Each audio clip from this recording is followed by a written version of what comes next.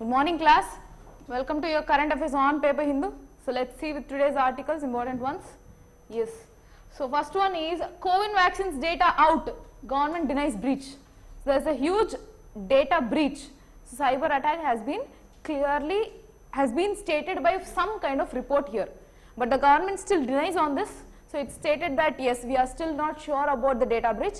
Let the certain team, so certain is one of the nodal agencies for cyber security protection in the country. So let the certain team produce its report. But people said that in Telegram, through Telegram bots, whoever have been vaccinated in the country, that means almost everyone in the country, whoever got vaccinated, their data has been given in the Telegram out. So there is a major data breach here. Okay. So Union IT Ministry says breached data were previously stolen but not from CoWIN portal. Indian certain team, which is computer emergency response team, said to investigate the issue and submit a report. So there is a data breach, that is still agreed, but that is not been taken from CoWIN portal. That is what current government has given a particular statement, and certain team is currently working on it. So for an alleged data leak of COVID vaccination beneficiaries, including several politicians, the Union Health Ministry on Monday said that such reports without any basis and mischievous in nature. The CoWIN portal was completely safe and adequate guards for data privacy is maintained. So what they have mentioned, so despite these allegations, it is clear that the data hasn't been breached. So we have this CoWIN website very secured. Maybe the data breached data might be from some other portal but not from CoWIN. So let the certain team search. So that's what they have mentioned here. Yes, and if the CoWIN, as per the allegation, if the CoWIN website has been breached, then what are the data that might have been compromised? Aadhaar, passport, PAN card, whatever the data that you have given for identification would have been breached.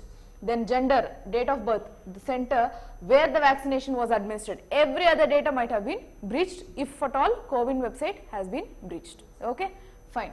Next, great threat, because in that particular issue, if medical data is also been integrated, that is a huge threatening factor to our country. Okay, next. So this one will again go ahead in the later section, where India will have indigenous fighter aircraft. So this is a person who has manufactured, so he worked in the designing part of Tejas, so indigenous fighter jet, okay, fighter jet. So a few years from now, India will have its own set on indigenously built fighter aircraft, says Kota Harinarayana, former program director and chief designer of light combat aircraft, which is Tejas. So for Tejas, he was a person, the chief director of that particular team. So he has mentioned that within few years from now, definitely you can expect India's indigenous aircrafts to take its place. Okay, so indigenization. Next, as part of Atmanirbharta Bharat in defense sector. So coming to local news here, AI, ML, ChatGPT will be made part of school syllabus, says Jagan. Artificial intelligence, machine learning and your ChatGPT, again that is a form of or a subpart of AI. AI tools will be taught in the school level itself in AP. That is what Jagan, who is our current chief minister, has mentioned. So again you need to understand this is a part of your NEP policy 2020. Okay. So Andhra Pradesh chief minister has expressed his desire to incorporate artificial intelligence, machine learning, ChatGPT and other tools in the school curriculum. So this will give huge boost for skill development in the country. In our Andhra, not in the country but in Andhra, we will be far ahead compared to other states. Okay, fine.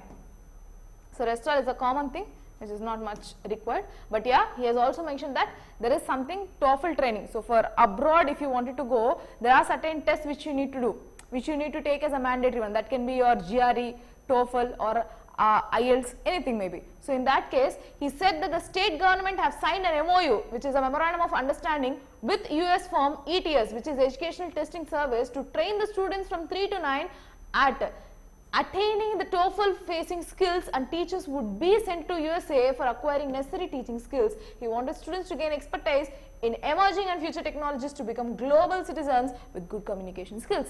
So what is he doing right now? He is trying to integrate the technical aspect, whatever the latest technologies, cutting edge technologies like AI, ML, ChatGPT is part of AI, so I am not going to consider it a separate one.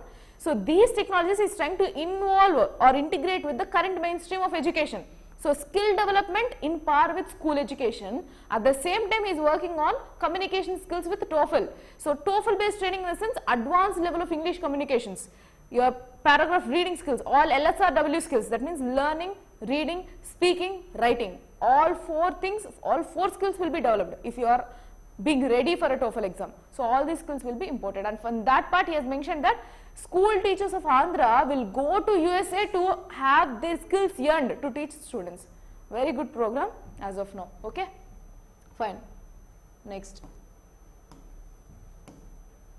those hiring child laborers will face action, says collector. So yesterday also we have seen that few of the people were being rescued, few of the children who are working as industrial laborers were being rescued by the team. So current collector, he has of Vijayawada, Mr. S. Dilli Rao, has clearly directed that if at all there is any kind of industries or companies which is accommodating this particular child labor, will be punished first. So at the producer end, at the manufacturing end only. Okay, fine. Nothing more than that. Here they have mentioned about dialing numbers.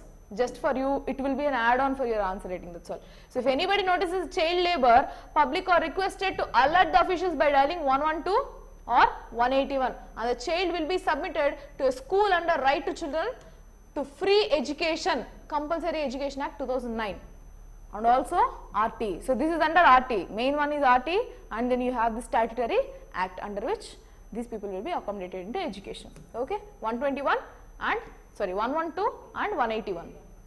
Next,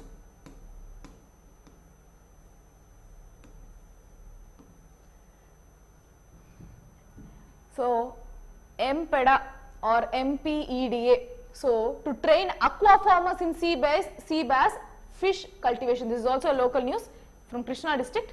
What is this about? MPEDA or MPEDA, which is Marine Products Exchange Development Authority, has appealed to aquaculture farmers to cultivate sea bass fish, saying that it has a good demand in the market.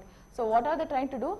So if it is an agriculture, they'll try to give like forecasting. So this is the weather conditions, this is the climatic conditions, this is the level of soil nutrients you have. So this is the ideal crop that you need to do. In the same way in aquaculture, that they have recommended to cultivate sea bass fish. This is the kind of fish to cultivate. Okay. So that they have been recommended, and the scientists of Rajiv Gandhi Center of Aquaculture, a research wing of MPEDA, organized a meeting with, so all these details are not required. This explained that it has about the high protein content in sea bass and the high demand of fish in the market. So what they have done, they have clearly mentioned that currently the demand is because of huge protein content in this particular fish. So that is why it is being encouraged, nothing more than that. Next.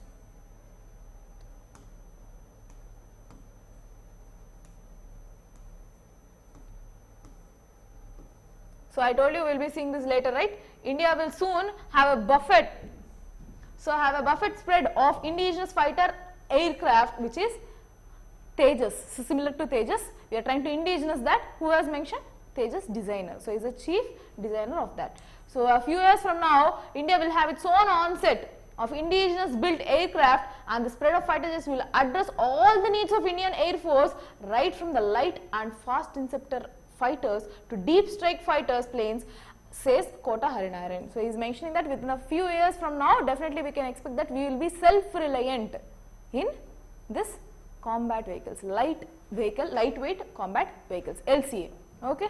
So our famous one is Tejas. Okay. Next. So Tejas was the outcome of cooperation that he has mentioned. So it is basically teamwork, because he is the chief. No, he has mentioned that it is outcome of our teamwork. Apart from that, according to him, India is a way ahead in systems design and digital technology, and Tejas is one of the best and sophisticated fourth generation fighter aircraft in the world that can match the standards of Lockheed Martin Lightning. Digitally, we are on part of F-35, more stealthier, he added. That means with the Tejas, they have also integrated this F-35 stealth technology. So what is stealth technology? See, if there is a particular aircraft going in a particular territory, then identification of that aircraft can be done through radar systems. If at all a particular technology is being used so that this particular vehicle is not being identifiable by a particular radar system, that may be by any other country or any other territory. That is stealth technology. So they use different other, mainly two methods they will be using. So they will avoid using much metal, or they will coat with a separate paint which makes it more invisible to radar. So that is how you say about stealth technology. Okay. So that is he has mentioned about it. So currently he has mentioned that this Tejas is the most sophisticated, best fourth one of fighter jets present in, so light combat aircraft of world, fourth one. So its rank is number 4. Next, what he has also mentioned is currently they are working on to develop 6th generation unmanned fighter aircraft. So what is their area of focus here? UAVs, unmanned aerial vehicle. So they are working in 6th generation of aircraft integrated vehicle health management system. That is what their current focus is. So past, present, future they have mentioned here. Next,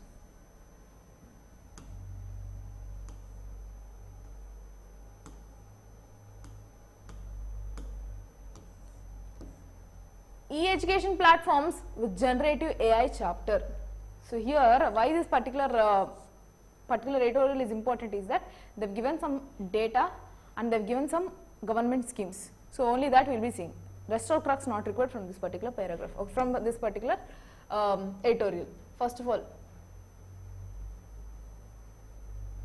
as the world recovered from its economic setback by 2011, a new genre of online courses titled MOOCs, massive all open online courses, made their entry driven by reputed institutions learning. Though MOOCs have been around since 2008, their institutional origins can be traced to 3 free online courses offered by Stanford University 2011. So the beginning of these MOOCs courses can be drawn to the year 2011 by Stanford University, one of the topmost universities, Stanford, Oxford, Massachusetts Institute of Technologies. So these 3 are almost in the top list. So out of which the first ones, one of the one is Stanford University, which has started this MOOCs. Okay. Next, so apart from that, he has also mentioned that the Peter Norvig, Sebastian Thrun and Jennifer Widom, Andrew Ng conducted these courses. So he have given some static data, and right now currently you can see this Coursera, also Udemy, all these are latest MOOCs websites. Okay, fine. Apart from this, why generative AI?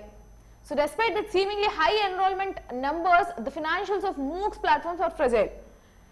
This massive open platforms for reading mostly offer free content.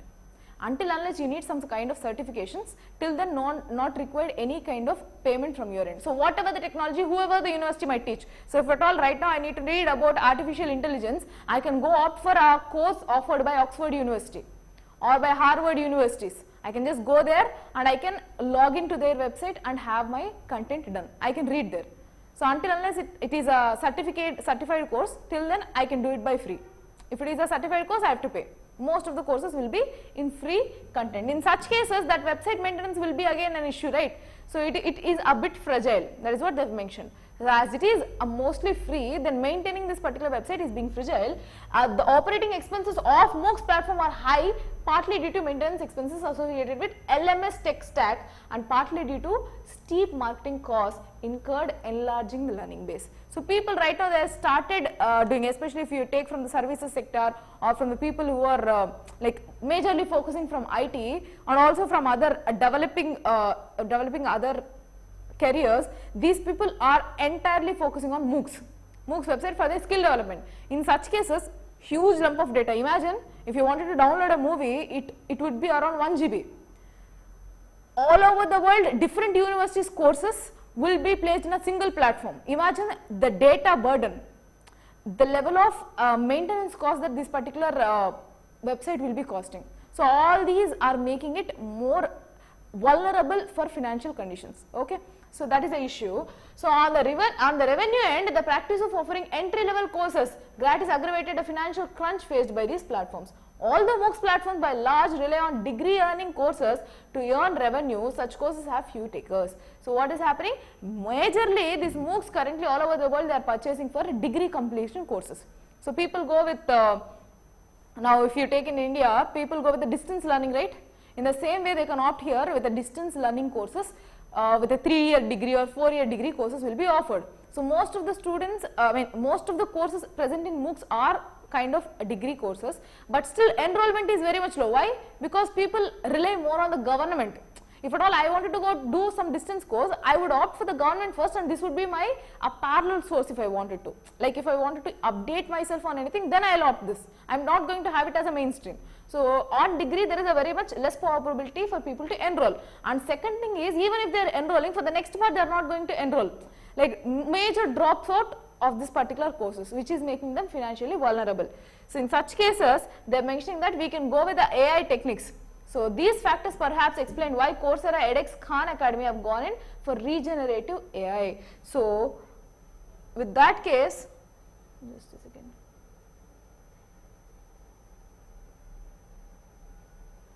Yes.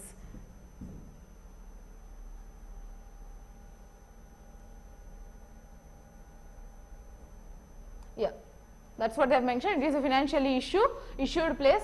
So in that case, you can go with regenerative AI. edX ChatGPT plugin helps aspiring learners to successfully locate platforms and courses that suit their requirements. The Khan Academy chatbox Kunmingo challenges learners with thought-provoking questions, while edX with edX Expert and Coursera with AI Coursera Coach function as virtual assistants with answers queries, provide feedback on assignments, regenerate or generate quick summaries of voluminous content, swiftly turn out as exam scores. So what they are trying to do? So if at all there is no proper sources, now if at all I need to give them a certain course, let's say. If I wanted to give them course, what I will be doing? I will ask the top end faculty to teach. Suppose let me say I have a university, I will keep a particular professor and I will be paying him, and I will be asking them to record the classes. So this is a financial burden from the teacher end, again the portal end, and again at the end, if the person is not satisfied with the content, further the development of enrollment will be very much less. In that case, all these courses, all these particular platforms have turned to regenerative AI. What is this regenerative AI? Now I have a specific doubt in one particular issue. Right now if I go to ChatGPT, I will get a relevant data but not with the proper numbers, right? So what they are trying to do, they have customized educational AIs. That means if I wanted to question on a particular, let's say on machine learning, I have a particular doubt. I will go to that particular Coursera, AI Coursera, and I will check for that particular doubt. So this AI will generate exact answer which is actually required. So it reduces this medium of teaching for those people who are not necessary, like who don't want to take up the course. And professor's interface will be reduced.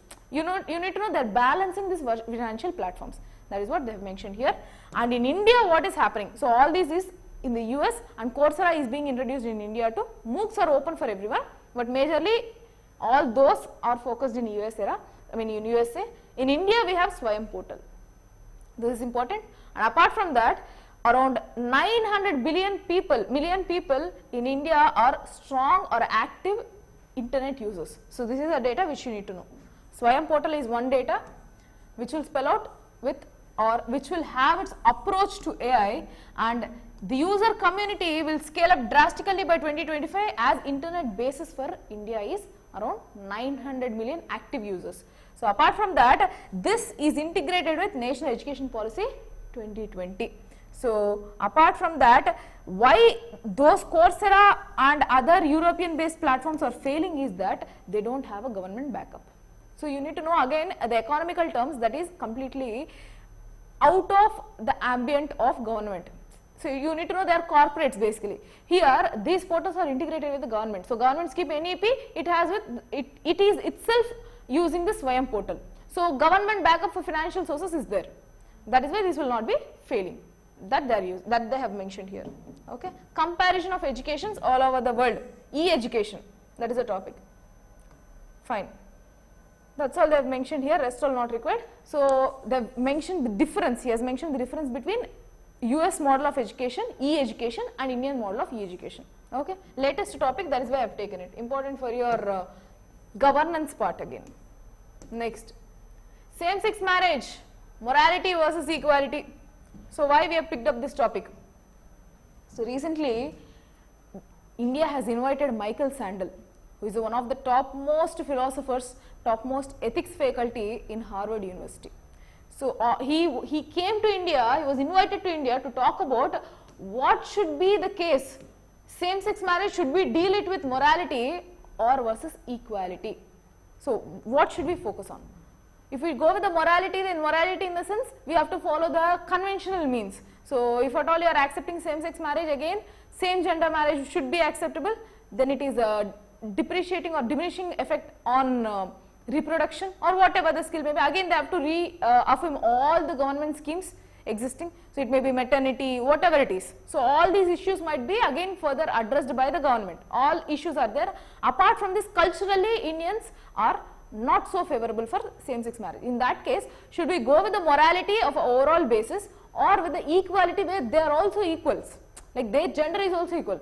In this debate, Michael Sandel was a person who was invited from Harvard University, and he has given some inputs stating is basically a critic to India's neutrality towards same-sex marriage. So he is supportive towards same-sex marriage, that's all. Okay. So first of all, what is Supreme Court's neutrality? For example, while arguments based on various strands of liberalism were being marshalled before Supreme Court, Sandel's critique of contemporary liberalism should have been part of repertory for consideration. What he has mentioned is, of course, we understand that you have a neutrality policy, but why didn't you consider the contemporary liberalism that is happening? The term used is contemporary liberalism. That means compare yourself with other countries. Most of the countries are still accepting, right? They are accepting this equality of same-sex marriage, and how far you are disagreeing with it. So you haven't considered this, you have only considered the cultural aspect. That is the first critic. So critic also highlights, this critic highlights a difficulty in any attempt to sort out the issue of same-sex marriage with liberal frameworks of individual rights. So individual rights must be protected. That is what he has mentioned. In fact, the idea of constitutional morality has been used by the Supreme Court in many cases to maintain neutrality on moral issues. So he has mentioned that in the name of constitutional morality, if you can take the Supreme Court judgments, most of the time the usage of constitutional morality, so existing or relying on ideals of constitution, in the name of this they are maintaining neutrality in many of the cases. But where is the equality ensured? That is what he has asked. So apart from that, he has stated, in the context of same-sex marriage, the court will be following this approach if it were to decide in the favor of petitioners only on the basis of equality or privacy. So Sandel says, if social and economic rights are required as a matter of equal respect for persons, the question remains, with these persons have a claim on my concern that others do not. So if Supreme Court considers only favorable, that means favorable to petitioners, they have clearly, actually this comes in the background of Supreme Court statement saying that if at all you are having any grievances for being a same-sex couple, in such cases we will be favorable to you. Else, decision making on the same-sex marriage will be completely under the ambience of legislature. That is what they have clearly mentioned. In that ambient, Sandel has told clearly that if at all you are telling it is a matter of constitutional morality and we are doing only a favorable condition for those who are in grievance, in such cases, if social and economical rights are required as a matter of equality, that means if you want social and economical rights, then definitely how can you maintain neutrality? That is what his question is. Then we are also equals in this society. Where is the fundamental right? Indirectly, he is leading to the point that their fundamental rights are being compromised. Okay. So apart from that, he has also mentioned in detail about this, citizens who see and value marriage as a heterosexual institution would be asked to recognize same-sex marriages, though they state, of course, not as a member of shared understanding but as a duty we owe to strangers. So what they have clearly, he is completely favoring your same-sex marriage. Simple, understand that. Okay. Apart from that, he has given one particular judgment of USA. What is that? He cites an examples of Massachusetts Supreme Judicial Court's decision in Goodrich versus Department of Public Health in 2003, which has legalized same-sex marriage not on grounds of equality and freedom of choice, but by pronouncing the virtues of marriage. In the American context, the courts only had to choose between whether the marriage is a procreation or loving relationship. So you need to understand, here our culture says that it is completely, almost every other religion have stood against this same-sex marriage, stating that it is against the ideals of our religion. But he has mentioned this Massachusetts Supreme Court of India's decision, Supreme Court of US's decision, stating that they have chosen not about the rights, not about their equality. They have chosen only on one condition, that is marriage a particular procreation. That means, is it just an alliance or is it a loving relationship? So, based on that they have taken a decision. Then why can't India take it a decision? That is what his point is. Okay. Very strong influencer, strong critic. Such points can be a better add-on for your answer. Okay. Fine. That's it about that article. Yes, retail inflation is cooled down to 4.25. I think I missed that article in the beginning. So 4.5% is current retail inflation. In the from month April, you can see there is a declining trend of retail inflation. So this showcases that there is a cooling of the Western disturbances influence on India. Okay, and for that they have given key factors to watch. So what are the key factors to watch? First, economics say that the delayed onset of monsoon and El Nino factor are the key factors for the ascertained trajectory of food prices and overall inflation. They expect inflation to be averaged from the central banks of 4.6% projected in the first quarter of 23-24. So what is the first quarter of 23-24? From your this particular quarter, what we can say, till March the previous quarter will be done, and apart from that now a new quarter has been started with the financial year. In this particular quarter they have explained that there will be around 4.6% of inflation, but right now how much it is? 4.25, less than the projection rate. This is because of the the delayed onset of monsoon. Monsoon should have been onset by June, in the first week, in the very first day of June it should have been onset, but now in the recent like around 12th it has come. Okay, fine. Next, Bank of Baroda achieve all these things again not required, so let it be. Understand the terms here, only the calculation value is important. For this month how much it is? Next, Assam CM places centre's peace plan before cookies insurgent groups. I will give you a gist. What happened? So yesterday we have seen that these groups were aligned. So the group was COCOMI, which is, let me tell you the full form. So the Coordination Committee on Manipur Integrity. This is the civil society. We have already discussed now a civil society group which is actually fighting for mighties against cookies. So what government has done? CM of Assam have intruded into this particular meeting. He has prepared one particular peace list. So who should be the committee members? Around 51 member committee members for this peace committee have been mentioned, out of which few people disagreed as their consent have not been taken before that. Apart from that, what they have given is that Assam chief ministers have got this peace plan.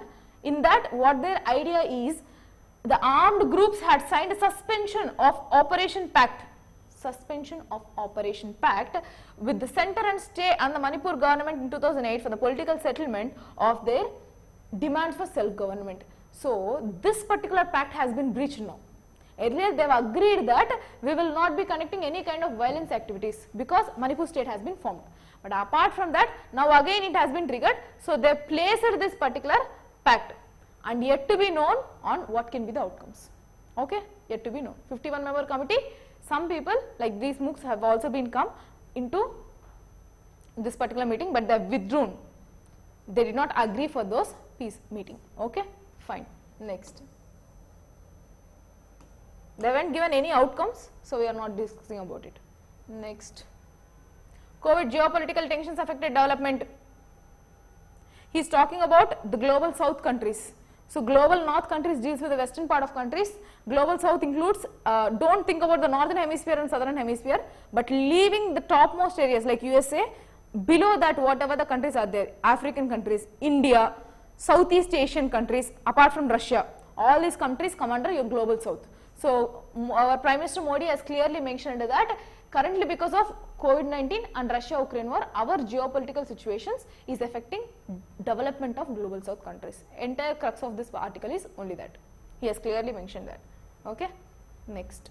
And also he has given a way forward here as inclusive and fair attempts to achieve global development goals followed by women-led development. This is our agenda. So in Saptarishi priorities you can clearly see that. And he has also mentioned to overcome the challenges, PM Modi urged the government G20 to overcome challenges posed by data divide. High quality data is critical for developmental goals, and the technology is being used as a tool to emerge people, make data accessible and ensure inclusivity. So what Modi has clearly mentioned is that if at all we require equal development in the global south, irrespective of this COVID-19 or Russia-Ukraine war, the main thing that is required is data divide. So to reduce this data divide. for the Western countries, they have huge sources for information, huge relevance for the data, whereas we are going out of it. Data in the sense not only the raw data, it's talking about the analysis of data, the usage of technology in collection of data and synchronizing it with the current country's ambitions. Inclusion is something which he has spoken. Okay, fine. That is about this. Nothing more than that has been mentioned. Next.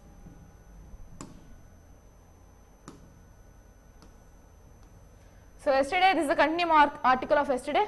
Cyclone Biparjoy, Cyclone Biparjoy is going to reach the coastal area of Gujarat now at the Rann of Kutch region. So they are this NDRF team have started their own disaster mitigation strategies, and it is going to hit on 14th. That means tomorrow. It's going to hit tomorrow. So in that case, they have already established these armed forces, which is NDRF and SDRF, National Disaster Relief Fund, Response Force, and SDRF, which is State Disaster Response Force. Okay, they have been established and mitigation strategies are readily maintained. Preparation has been done. Later on during the disaster, again disaster plan will also be there. Okay, evacuated people, everything they have mentioned. Fine. It is going to hit on June 14th. Okay, and they have mentioned with what is the speed. Not much required, but yeah, just for you to understand. Where is this? Yeah. The speed, wind speed would be around 120 to 130 kmph, kilometer per hour. Okay. Next. China could have as many as ICBMs as US or Russia turn on decade, says the think tank. That means with this particular decade end, China would be having its ICBMs, in the sense intercontinental ballistic missiles, will be equal to US and Russia. So China is growing very bigger. That is what a think tank has mentioned. That's all. Nothing is there, and the think tank is Stockholm based think tank. Okay, that is a company which has mentioned. Next, Poshan app helps migrant workers access Anganwadi services during relocation. So Poshan, in the sense, again the nutrition one, no? So this is something which is working on nutrition for children and women. Basically this article is about children, Poshan Abhiyan. Currently it is in second phase 2.0. And the beneficiaries, more than 57,000 migrant workers have registered in One Nation, One Anganwadi program. We have different programs like this, One Nation, One Product, One Nation, One Tax. So in the same way, this program, Anganwadi program, is One Nation, One Anganwadi, integrating all the Anganwadi programs, which makes a migrant worker to have benefits from any of the state. If they are in below sections, that means if they are in the weaker sections or in the below poverty line, they can access this particular Anganwadi anywhere in the country. Okay, fine. So sources in the Women and Child Development Ministry said this was possible with the coordination with the people, and they have also procured certain smartphones. So workers are being provided with the smartphones procured through GM for efficient service delivery. So whoever are the Anganwadis that are working at the regional level, they've been given with certain mobile phones which have been purchased from GM portal. What is this GM?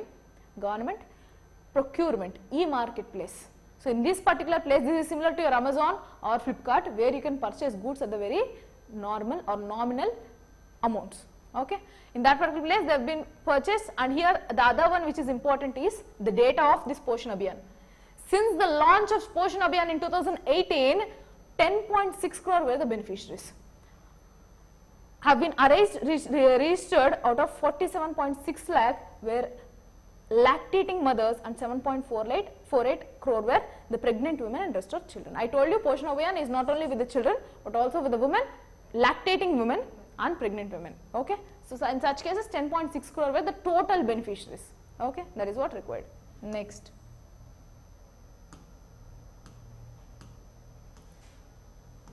So US decides to return to UNESCO's fold. Simple small article. UN Cultural and Scientific Agency UNESCO announced it on Monday that the US plans to rejoin and pay 600 million in back dues after a decade-long dispute sparked by organization moved to Palestine as a member, and US officials say the decision to return was motivated by concern of China is filling the group gap of USA. So especially during the Trump presidency, he has backed up from many of the institutions. He told that he will be out of NATO too. So in the same case, they were not even part of UNESCO, and right now they're trying to again come into UNESCO's part by paying $600 million. That is the entry fee. Okay, they're trying to do because China is taking over the place of USA, so right now they are scared of it and they're again rejoining into UNESCO. Okay, fine. Next. So April industrial output grows to 4.2%, rises from 5-month low. So again this comes under the backdrop of Russia-Ukraine war and China's stoppage of manufacturing goods imports from India. Okay, so out of this, right now you can see a positive impact that 4.2% was rise in industry's output. So electricity generation contracted for the second month in a row. So in core industries, electrical generation has been seen a downfall for the past 2 months, and manufacturing and mining grew 5%. Last time it was declined, but now it has been increased, while consumer durables continue to shrink for the 5th month in a row, sliding to 3.5%. Just the terms, you need to understand the trend, that's all. Nothing more than that. No need to remember anything. Understand the trend, whether it is increasing or decreasing. Numbers not required here. That's all. Next. RBI permits banks to settle willful default fraud accounts. So to ensure maximum recovery from the distressed assets, NPAs, to address the issue of non-performing assets. That means the assets which they have not been paying. So they have not been paid for more than 90 days. Those are called NPAs. So RBI has currently come with a particular notion that to ensure there is a maximum recovery from the distressed assets, the RBI has allowed banks to go for the compromise settlements for the fraud account and willful defaults.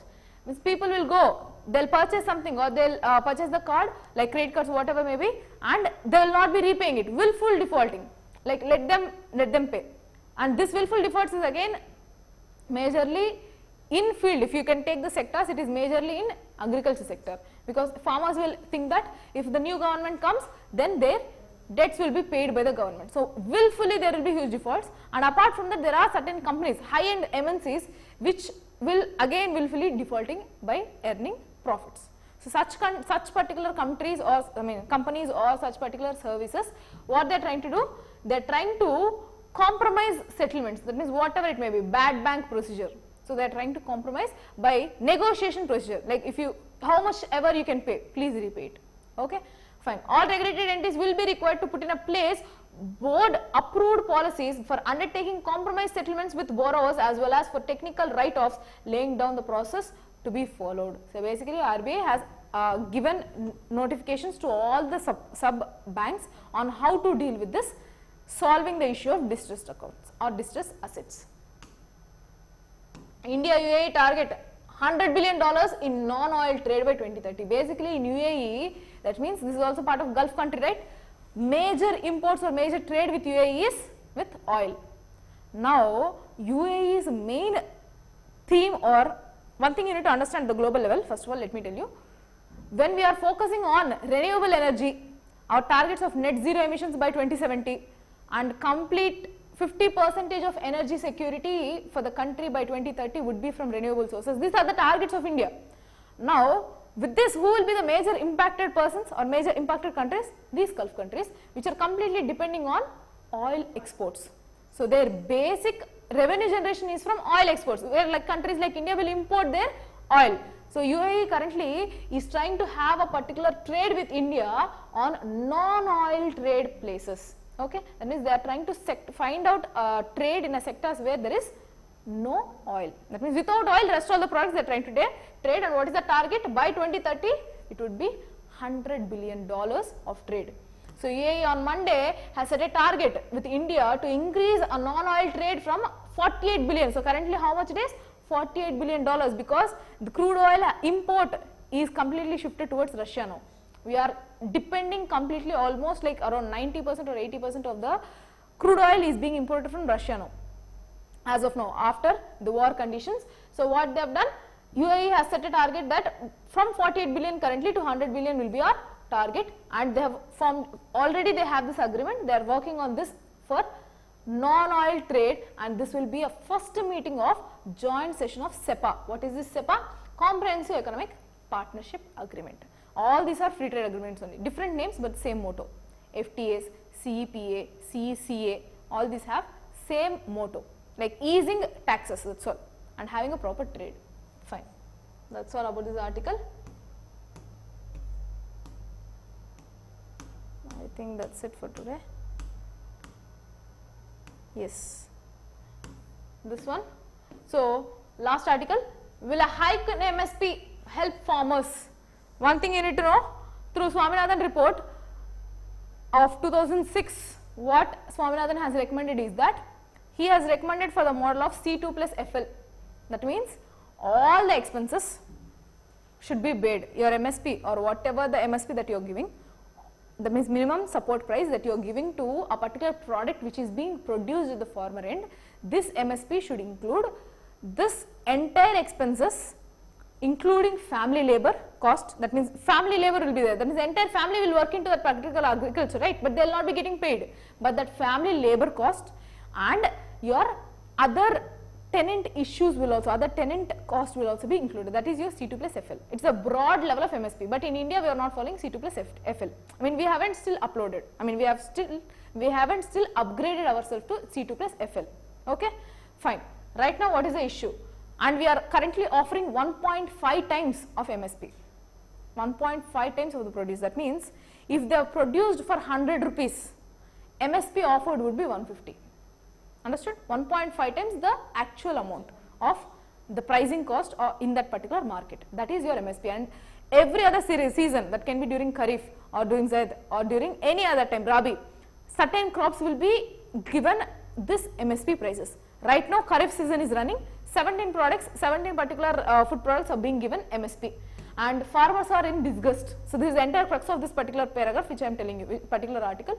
Farmers are in disgust because last year whatever the MSP prices they have announced, it has not been sufficient for those farmers to again further continue their cropping.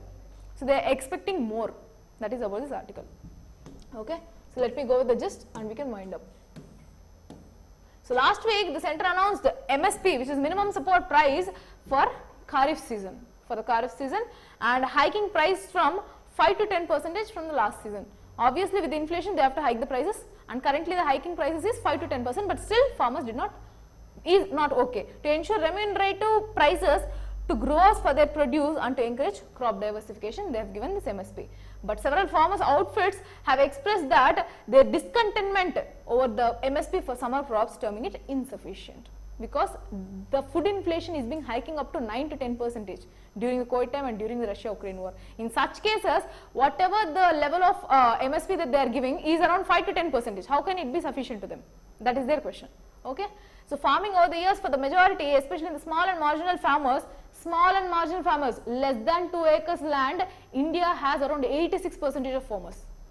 So huge land holdings is restricted to only to rest all 14%. 86% of the farmers are from small and marginal farmers. So what happened has turned out not to be remunerative. A rise in the income could be long-term answer to financial distress. That means again focusing on your e-markets like NAM, then digitalizing, again further technological influence into your farming. That is how you can improve their income. That is your way forward. Entirely about your article, that is your gist. Okay, fine. So that's it for today. Just go through articles. Today there are so many articles, generally it will not be the case. Thank you for the session. That's it for today. We'll meet again tomorrow. Thank you.